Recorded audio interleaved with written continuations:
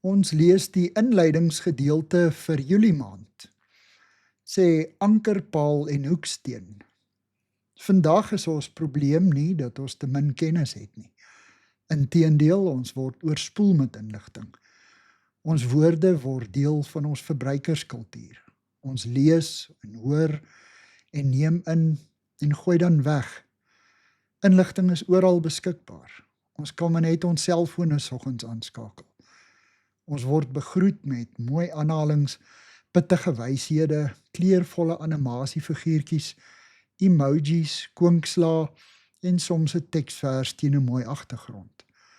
Alles om ons 'n hupstootjie te gee vir die dag wat voorlê. Ons gryp dikwels hierdie losflentertjies gedagtes in die verbygaan, soos energiestafies in 'n botteltjie water terwyl ons aan die draf is. Aan die einde van ons dag het ons die meeste van hierdie mooi klinkende woorde vergeet. Ons diep honger bly knaag. Ons moet onsself weer anker aan God se woord. Ons moet ons dae in hom begin, in die eenvoud van tot rus kom by hom en sy woord. Ek haal aan Psalm 26 vers 8.